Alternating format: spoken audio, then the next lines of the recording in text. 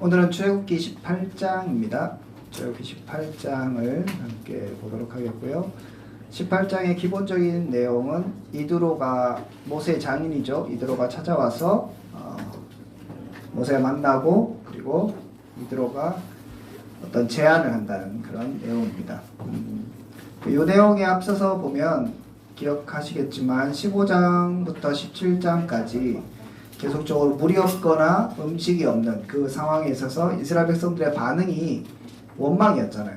계속적으로 원망하는 그 얘기였다면 이드로가 처음에 와서 전반부의 얘기는 하나님을 찬양하는 얘기거든요. 그래서 어떻게 보면 이드로는 이방인이고 미디안 제사장이라고 얘기하고 있는데 그 이방인인 사람이 하나님의 그 구원 사역을 듣고 와서 하나님을 찬양하고 기뻐하고 뭐 이렇게 하는 내용이니까 원래 선택받았던 이스라엘 백성과의 대조를 이루고 있다고 볼 수 있습니다. 원망하는 이스라엘 백성, 기적에 직접 동참하고 직접 기적의 주인공이었던 그들이 원망하는 모습과 그리고 간접적으로 듣고 그 소식을 듣고 와서 얘기를 나누는 사람이지만 그것을 기뻐하고 감사하고 찬양하는 그 이드로의 모습, 여기에 대조를 이룬다고 볼 수 있습니다. 이드로가 찾아온 이유는 1절에 보면 모세의 장인 미디안 제사장 이드로가 하나님이 모세에게 와 자기 백성 이스라엘 백성이 하신 일 곧 여호와께서 이스라엘을 애굽에서 인도하여 내신 모든 일들을 듣고 나서 오거든요. 그러니까 1절에 그것을 명시하고 있습니다. 이드로는 그냥 이제 이스라엘 백성 쭉 왔고 그리고 뒤에 보면 아내하고 모세의 아내하고 아이들을 데리고 오잖아요. 아마 이제 헤어져 있었던 것 같고 그래서 가까이 왔으니까 이제 애들을 좀 데려다 줘야 되겠다, 제외를 시켜야 되겠다 이런 것도 분명히 있었겠지만 성경이 얘기하기는 그런 얘기를 듣고 나서 행동이 옮기죠.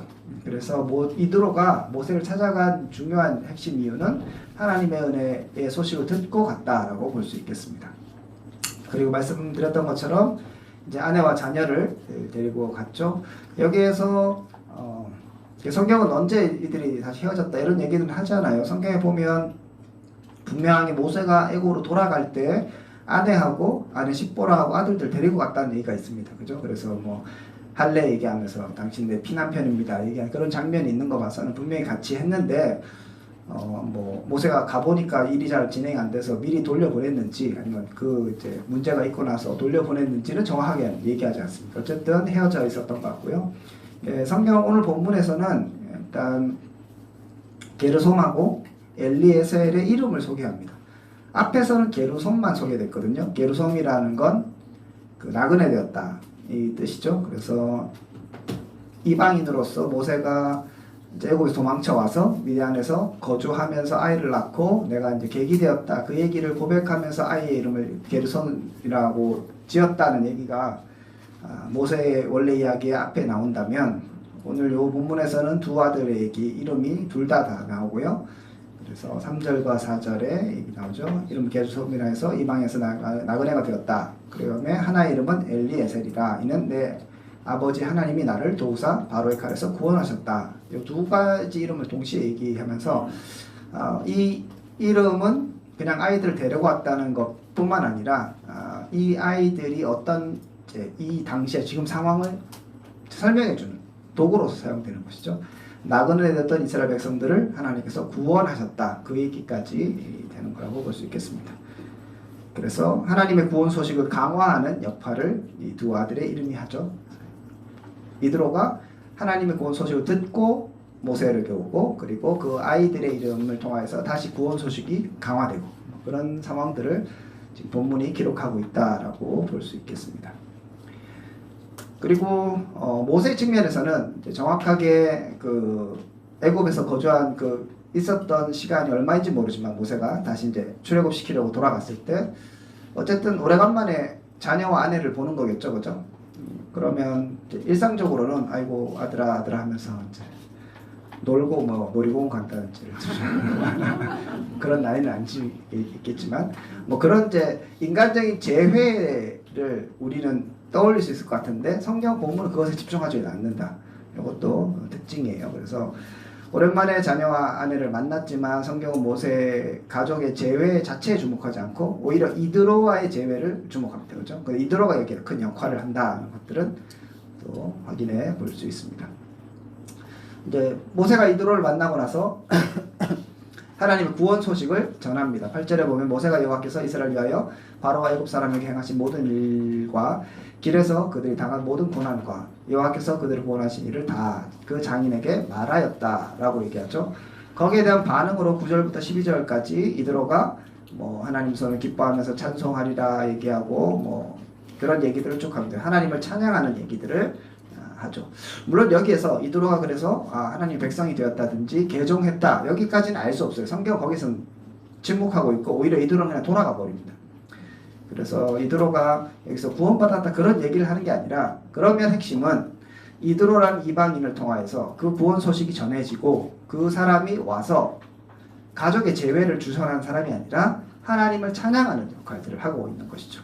그래서 제가 초두에 이스라엘과 대조되는 모습이 보이고 그리고 이드로의 그 일은 단순한 가족적 일은 아니다.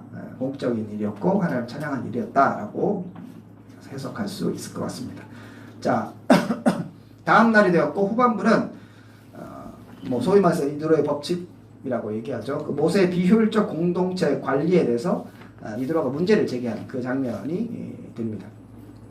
하루 종일 모세가 재판하고 있으니까 이드로가 아이고 이놈아 정신 차려라 하면서 제안을 하죠. 1000부장, 100부장, 50장, 10부장을 세워서 작은 일은 사소한 일을 그들이 재판하게 하고 너는 중요한 일만 해라 라고 얘기를 합니다.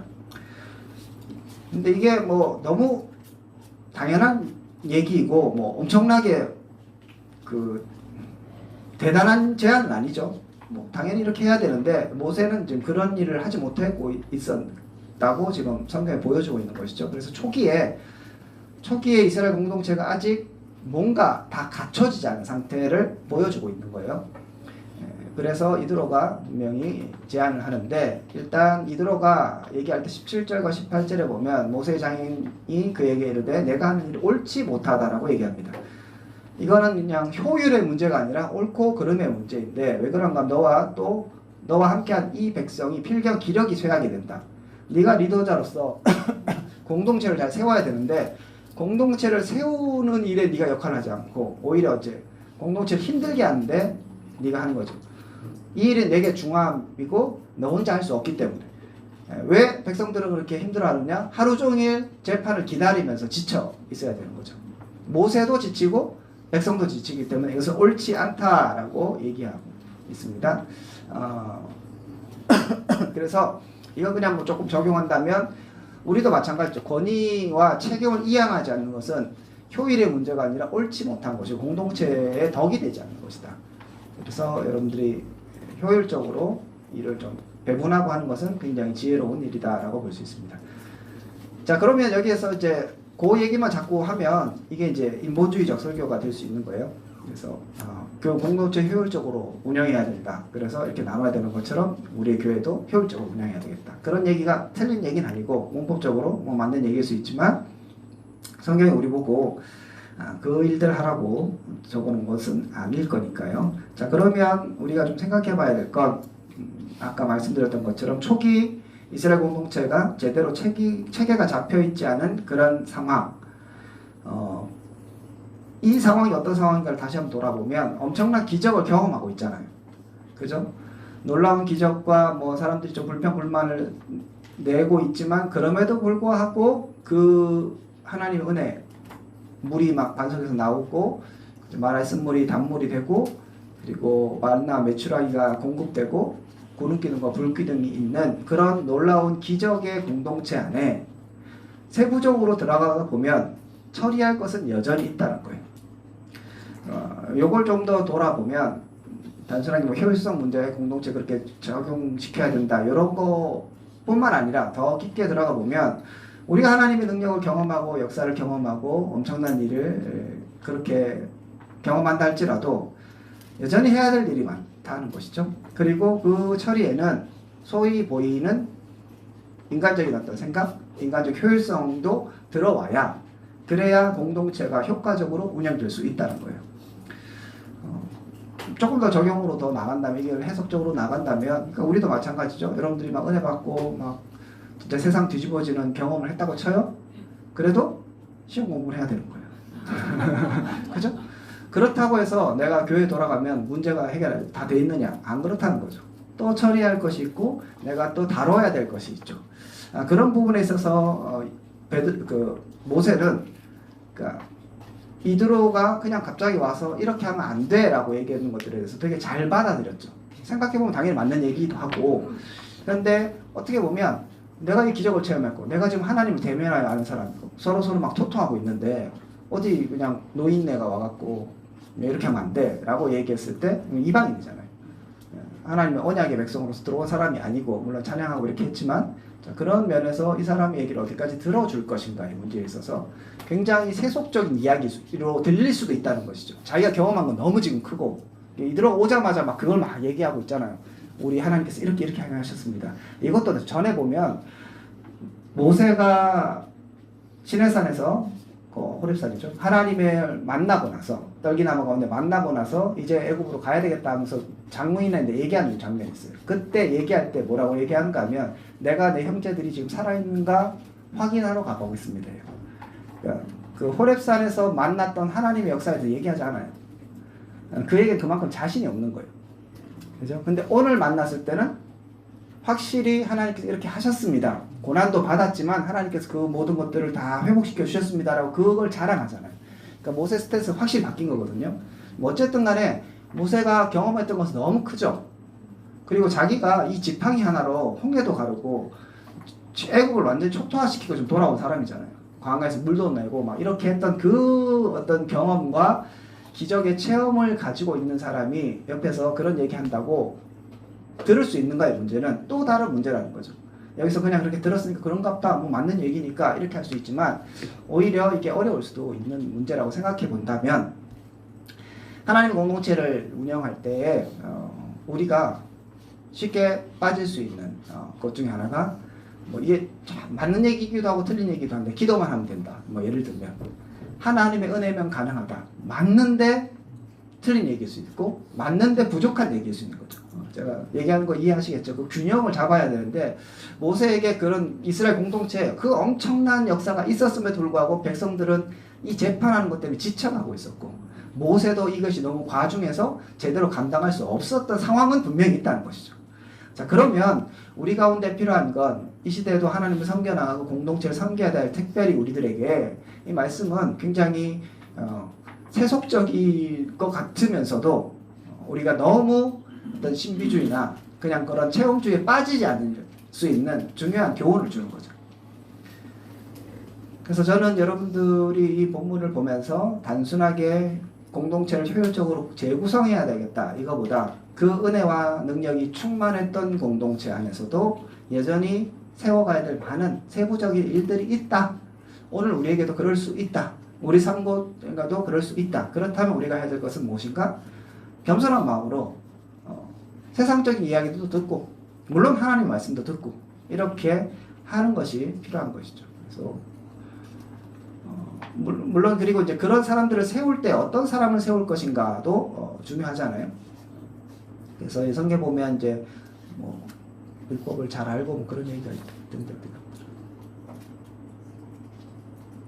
네, 24절에 보면, 이에 모세가 자기 장인의 말을 듣고 그 모든 말들을 해서 모세가 이스라엘 무리 중에서 능력 있는 사람을 택하여 그들의 백성의 우두머리 곧 천부장, 백부장, 오십장을 삼았다라고 얘기하고 있고, 네, 능력 있는 사람인데, 특별하게 이 능력 있는 사람을 이드로가 얘기할 때는 20절에 보니까 사람을 세워서 그들에게 율례와 법도를 가르쳐서 마땅히 가르치고 할 일을 그들에게 보이고, 너는 또 온 백성 가운데 능력 있는 사람들 곧 하나님을 두려워하며 진실하며 보리한 이익을 미워하는 자를 살펴서 백성 위에 세워서 천부장, 백부장 이렇게 삼으라고 얘기하죠. 기준은 분명히 있어요. 그죠? 하나님을 사랑하고 이런 것들을 하는 사람들, 그런 것을 소위 말해서 능력 있는 사람이라고 얘기하는 거죠. 그래서 세속적 능력은 분명히 얘기를 안 해. 그런 얘기를 하진 않아요.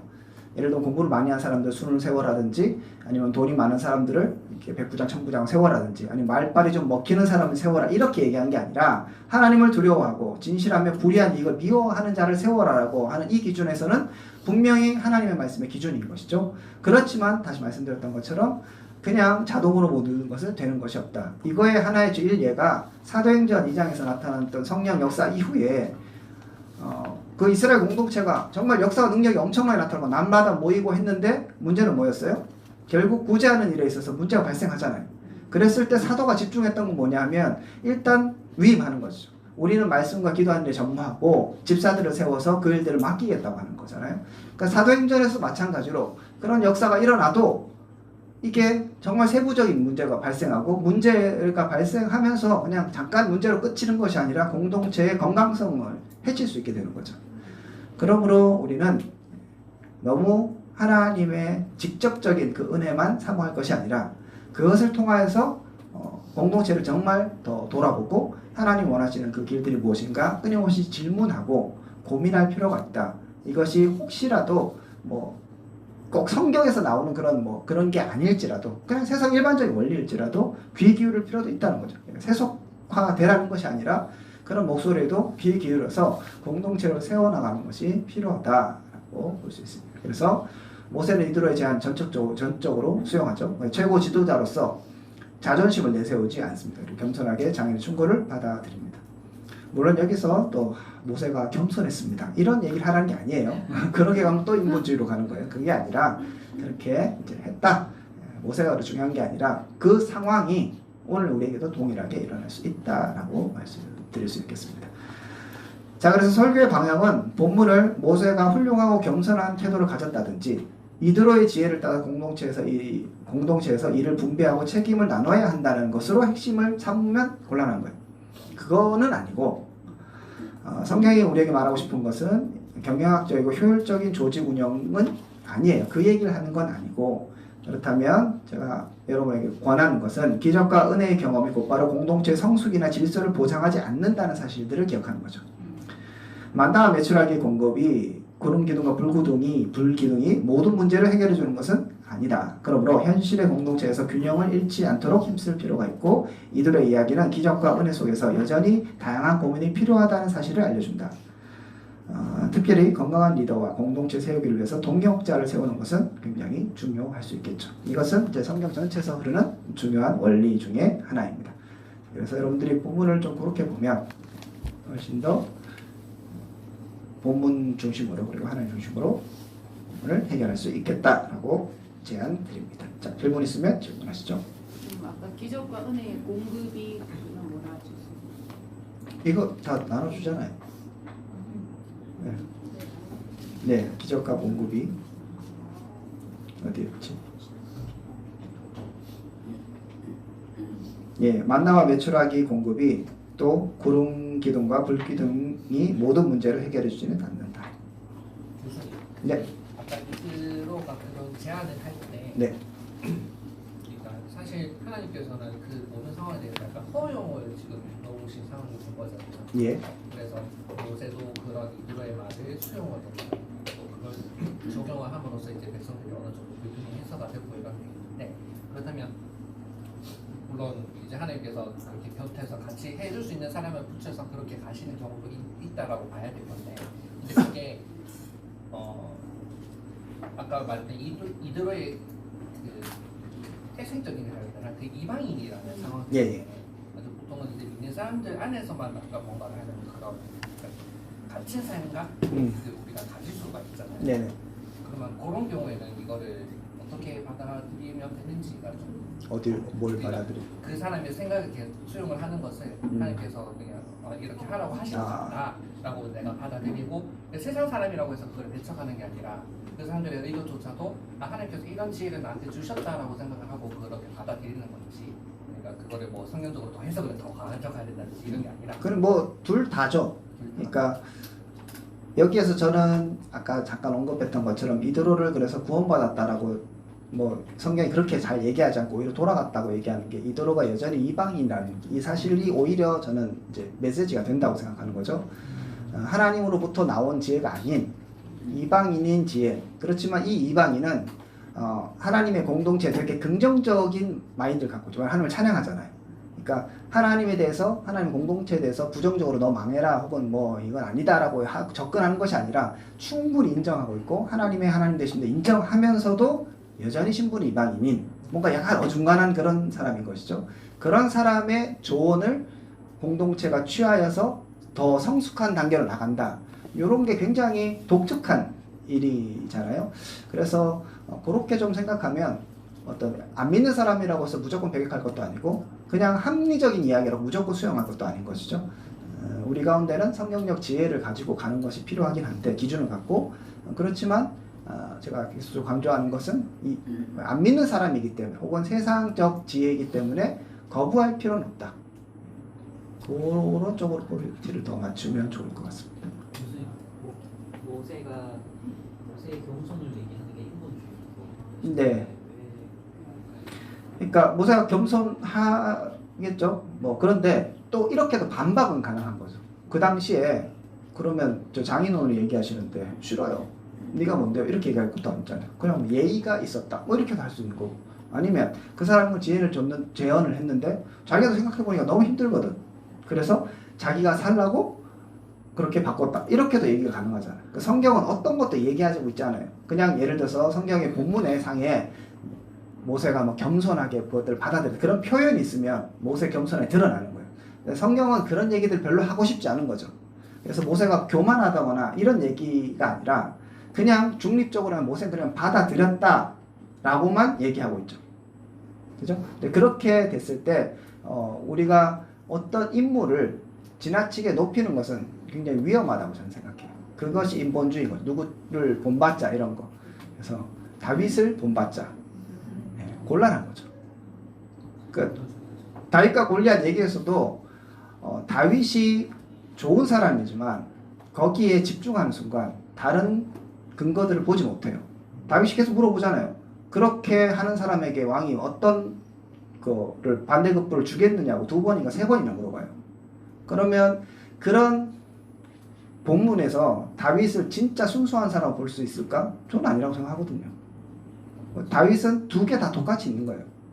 성공하고 싶은 욕망이 있고 그 다음에 그렇지만 그 마음 가운데 하나님을 위한 마음도 있고 저는 그것이 오히려 성경의 우리를 더 잘 설명하는 것이라고 보는 거죠. 우리도 똑같잖아요. 하나님을 위한 마음도 있죠. 그렇지만 성공하고 싶은 마음도 있죠. 그게 다 짬뽕이 돼 있는 거예요. 그런 것 가운데 나아가는데 하나님께서 다윗의 그 마음 가운데 그 하나님 중심적인 그 마음들을 보셨죠. 그리고 그것을 사용하기를 기뻐하신 거니까 이거를 어떤 사람을 딱 처음에 이런 사람이라고 딱 하는 순간 성경 본문을 제대로 보지 못한다. 그래서 모세에서도 저는 중립적으로 보자. 그러면 거기에 대해서 꼭 뭐 겸손을 강조하고 이럴 필요는 없다. 겸손하지 않았다는 것은 아니지만 그러면 더 포인트는 어딜까? 하나님이 왜 이런 것들을 모세에게 허락하셨을까 집중하는 것이 오히려 더 좋겠다라고 말씀드리는 겁니다. 예.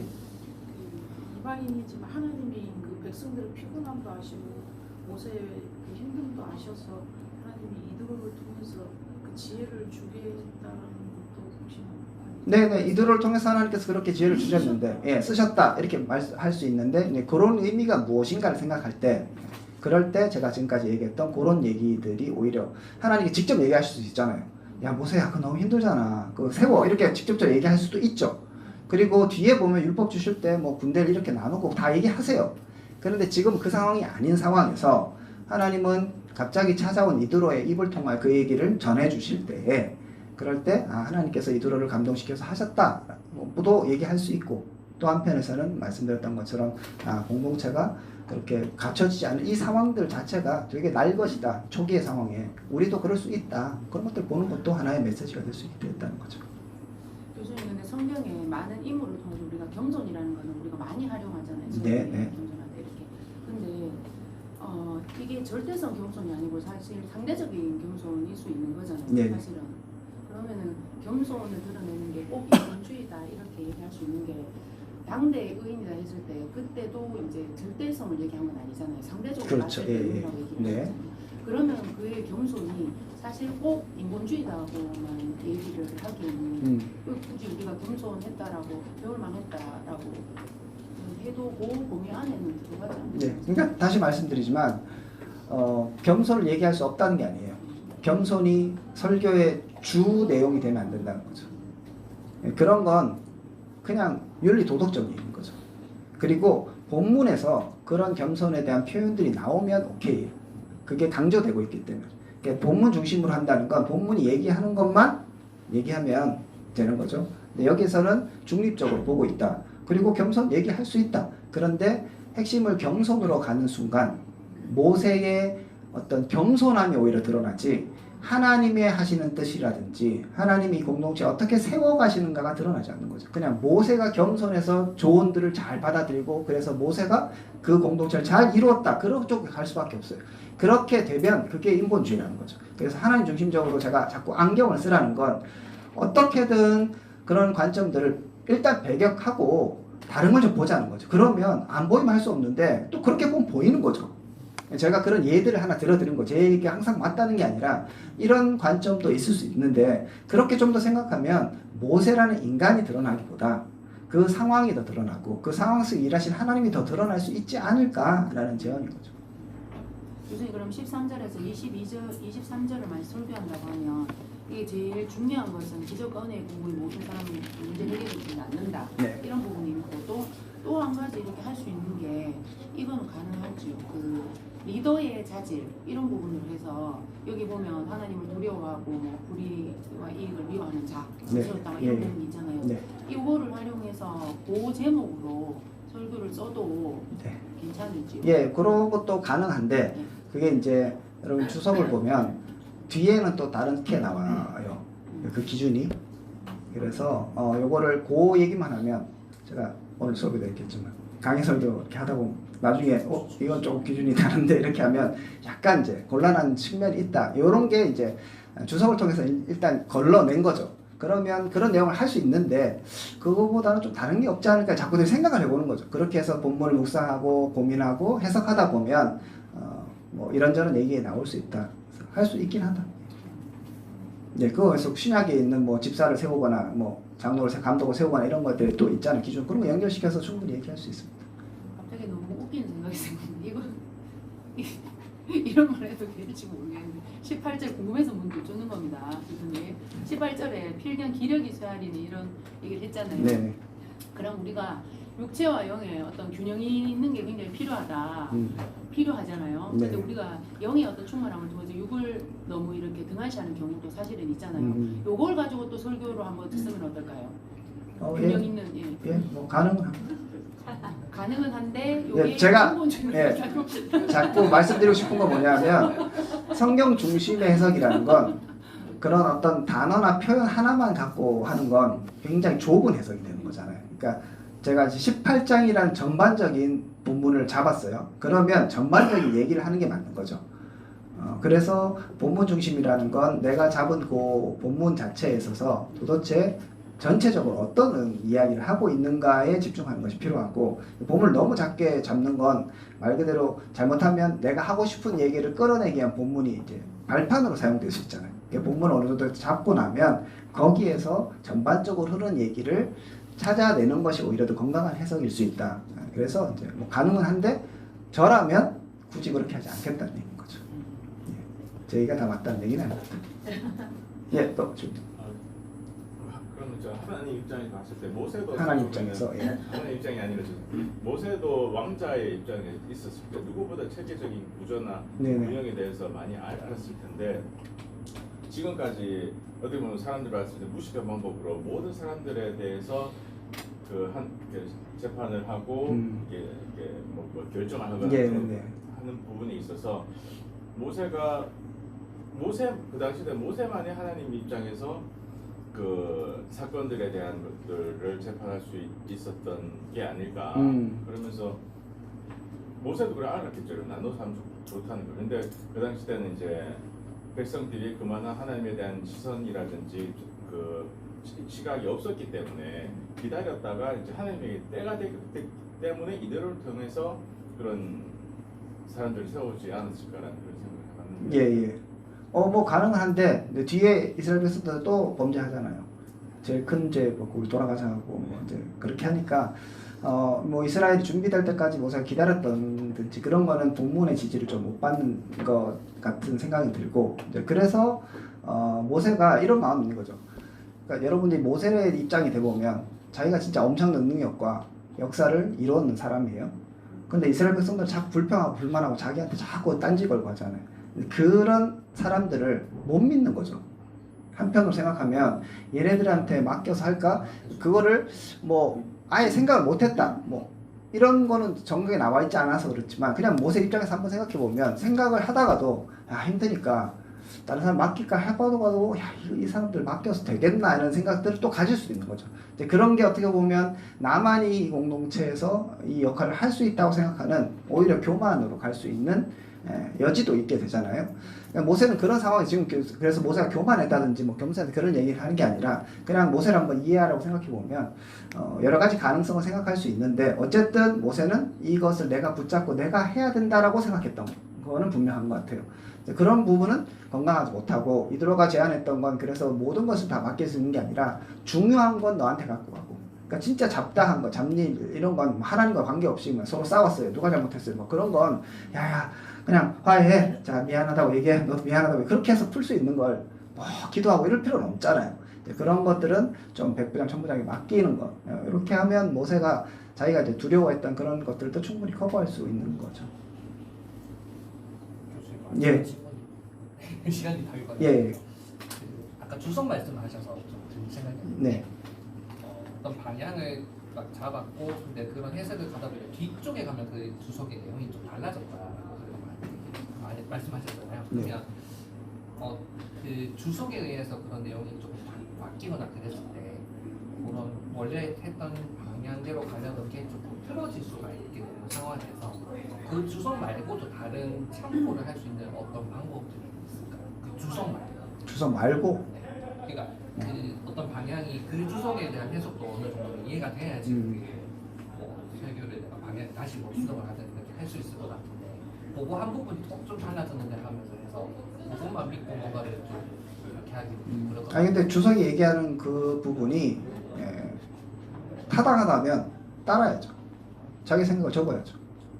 그러니까 이거는 문법적 해석에서 충분하게 내가 지지를 받을 때만 얘기할 수 있는 부분이니까 그리고 제가 아까 뭐 변했다는 건 뭐 완전히 바뀌었다 이런 게 아니라 여기서는 약간 뭐 영적인 부분을 설명한다면 저쪽에서는 그렇게 설명하지 않고 약간 좀 세속적인 부분에서 설명하고 뭐 그런 차이예요. 그래서 크게 막 의미가 달라진다기보다 그런 또 차이도 있으니 그래서 주석은 오늘 제가 수업에서 얘기했었는데 석의를 위한 거지 해석을 위한 것이 아니다.